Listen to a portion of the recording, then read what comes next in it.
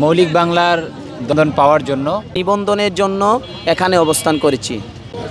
নির্বাচন কমিশন ভবনের ঠিক সামনে গত প্রায় 104 ঘন্টা ধরে আম জনতার নিবন্ধনের দাবিতে আমরণ অনশন করছেন দলটির সাধারণ সম্পাদক তারেক রহমান।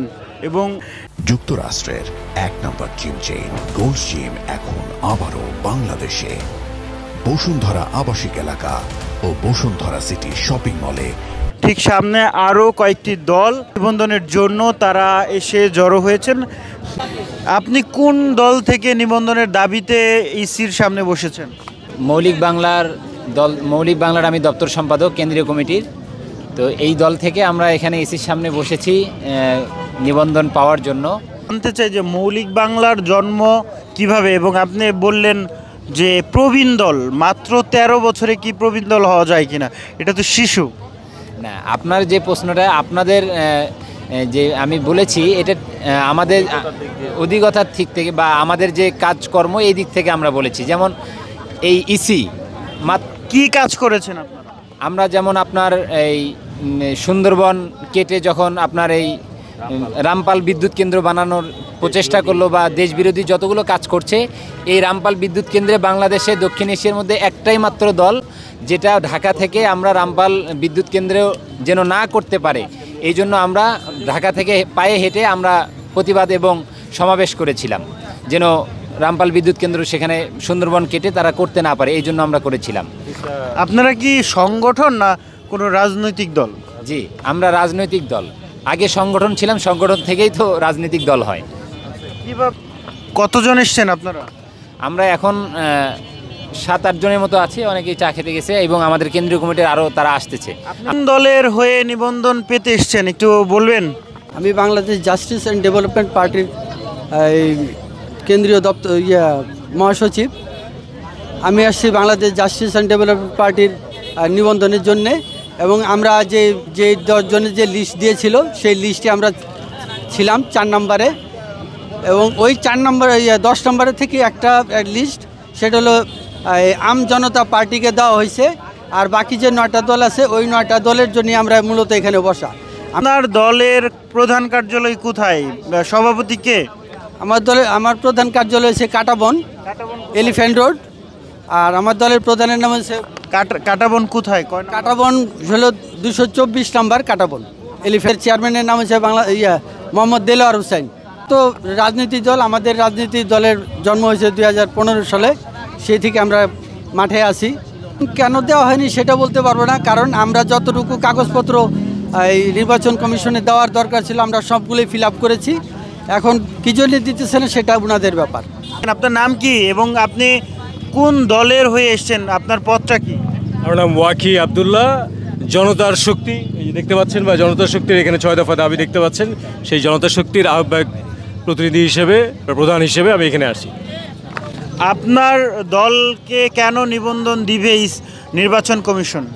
এখানে আমার পার্টিকুলারলি অন্যদের থেকে আমার যে আপনার এখানে দাঁড়ানোর কারণ, আমি 36 ঘন্টা অনশনও করেছি এই জন্য। হ্যাঁ, তারপর গতকালকে আমি অসুস্থ হয়ে যাই থেকে আমি গতকালকে চলে গেছি, আবার আজকে এসেছি। জনতার শক্তির প্রধান কার্যালয় হচ্ছে ঢাকা বসুন্ধরায় জি ব্লকে 11 নম্বর রোডে, এবং এটার আরেকটি দ্বিতীয় প্রধানতম শাখা হচ্ছে বগুড়ায় যে সূত্রাপুর, সেই সূত্রাপুর যে আপনার পারুল প্লাজা, সেখানে পারুল ইলেকশন করেছিলাম বগুড়া সদর আসন থেকে 2007-8 সনের দিকে। হ্যাঁ, সো সেখান থেকেই এই যাত্রা শুরু। দুর্নীতির বিরুদ্ধে জিহাদ, দুর্নীতির বিরুদ্ধে দাঁড়ানো, এমন একটি পার্টি হওয়া যেখানে মানুষকে কেনা যায় না, যে মানুষের সত্যিকার অর্থে দেশের জন্য।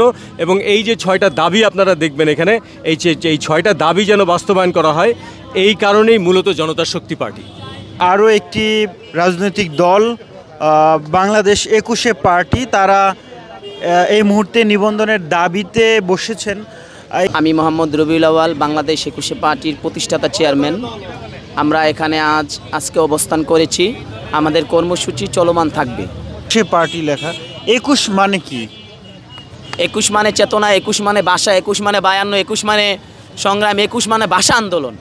এই ভাষা আন্দোলনকে 1952 সালে ভাষা আন্দোলনকে স্মরণ করে যুগে যুগে মানুষ যেহেতু বলতে পারে এই বাঙালি জাতি ভাষার জন্য জীবন দিয়েছে, এই বাঙালি জাতি ভাষার জন্য একটা দেশে রূপান্তর হয়েছে। পূর্ব পাকিস্তান, পশ্চিম পাকিস্তান থেকে পূর্ব পাকিস্তানের নামকরণটা বাঙালি হয়েছে, বাংলাদেশ হয়েছে। এই জন্য এই নামটাকে স্মরণ করার জন্য বাংলাদেশ 21শে পার্টি রাখা হয়েছে। দলের প্রধান কার্যালয় কোথায়? আমাদের দলের প্রধান কার্যালয় মিরপুর 14 নম্বর পুলপার 105। আপনাদের কতগুলা কমিটি আছে সারা বাংলাদেশে? আমাদের কমিটি সারা বাংলাদেশে জেলা কমিটি আছে আপনার 22টা কমিটি আছে অলরেডি। আপনার থানা কমিটি আছে 87টি থানা কমিটি আছে। তারপরে আমাদের সিলেট হবিগঞ্জে অফিস আছে, তারপরে আপনার মৌলিবাজারে অফিস আছে, শ্রীমঙ্গলে অফিস আছে এবং বিভিন্ন জায়গায় অফিস আছে। 21শে পার্টিকে নিবন্ধন দেওয়া উচিত? আসসালামু আলাইকুম। যদি বাংলাদেশ 21 পার্টিকে মানে নিবন্ধন দেয় তাহলে আমরা কি করতে পারবো? কারণ আমরা সাধারণ মানুষ, আমরা সাধারণ মানুষের দুঃখ কষ্ট এগিয়ে যেতে পারবো। কারণ আমরা সাধারণ মানুষ, আমরা সাধারণ মানুষের কষ্ট বুঝতে পারবো। আর যারা আমাদের থেকে হাই লেভেলে তারা কিন্তু সাধারণ মানুষের কষ্ট বুঝতে পারবে না। ঠিক আছে, আমরা চাই যদি আমাদের বাংলাদেশ 21 পার্টিকে নিবন্ধন দেয় তাহলে আমরা গরিব দিকে অসহায় মানুষের পাশে দাঁড়াবো, তাদেরকে সাহায্য সহযোগিতা করবো, এটাই আমার আশা ইচ্ছা। কেন নিবন্ধন দিচ্ছে না 21শে পার্টিকে? দিচ্ছে না, আমরা প্রতিবাদ করবো, আমরা গরিব অসহায় মানুষের পাশে দাঁড়ামু। একটা অসহায় মানুষের পাশে একটা বড়লোক মানুষ যাবে না।